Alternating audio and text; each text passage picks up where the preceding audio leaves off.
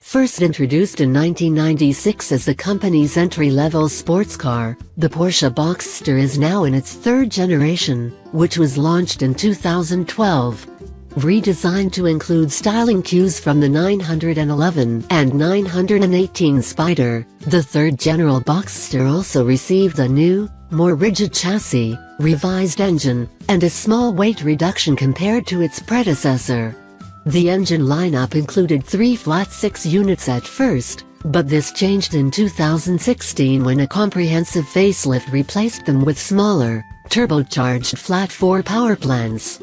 The update also brought a new name, with the 718 denomination added to the Boxster badge as a tribute to Porsche iconic race car from the late 1950s. With both the base model and the higher performance S version already in showrooms, Porsche has 2 more variants to launch before the 4th generation car steps in to replace the current one. The models in question are the GTS and the Spyder, and the former has already been spotted testing on public roads.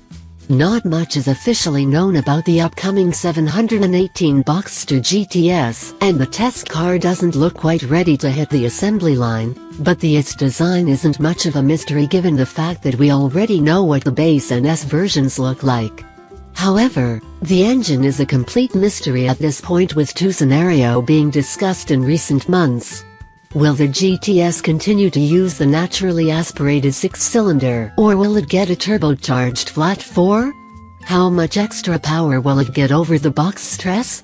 These are the 2 most important questions that revolve around the new GTS. Exterior: the spy shots don't provide too many hints about the Roadster's design, but if the previous model is any indication, the new GTS should get a more aggressive front fascia with larger air intakes below the headlamps and a wider lower grille for improved cooling and aerodynamics. Although the prototype doesn't have the correct bumper yet, the added spoiler lip suggests Porsche is already testing the car for downforce. All these extra features should be finished in dark, matte gray for a more menacing appearance compared to the standard model.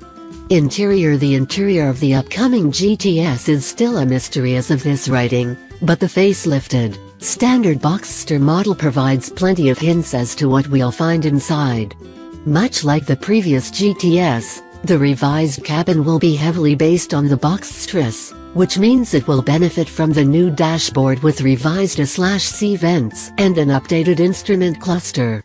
Also look for a steering wheel with new spokes and new center section for a closer resemblance with the one seen in the 911.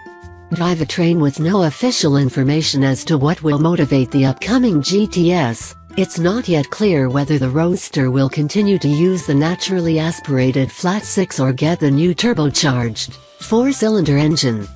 But, given the fact that the previous model was technically a beefed-up S model, the new GTS is likely to arrive with a 2.5-liter flat-4 under the rear lid.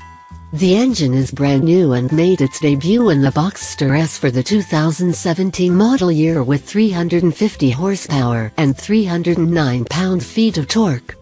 Given that the outgoing GTS received only 15 extra horses, I'm not expecting Porsche to go wild with the new car's output, but the GTS should get around 375 and 320 pound-feet to play with. Safety: just like the standard Boxster, the GTS will feature full-size driver and passenger airbags which are inflated in 2 stages, depending on the severity and type of accident. The car will also be fitted with driver and passenger knee airbags. Additionally, there will be the Porsche Side Impact Protection System, POSIP, which comprises side impact protection elements in the doors and 2 airbags on each side. An integral thorax airbag is located in each seat side bolster, while the door panels contain an upwards inflating head airbag. Finally, each Roadster will feature a front rollover protection element made from super high-strength steel and rear rollover bars located behind the seats made from an aluminum and steel composite. These are supposed to enhance protection in the event of a crash, especially a situation when the car rolls over.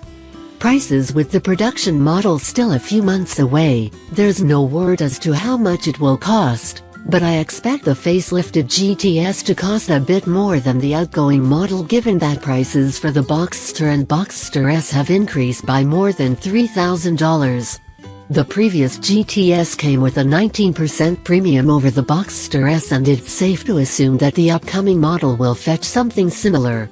The 718 Boxster S starts from $68,400, which means that the 718 Boxster GTS could cost around $81,500, some $5,000 more than its predecessor.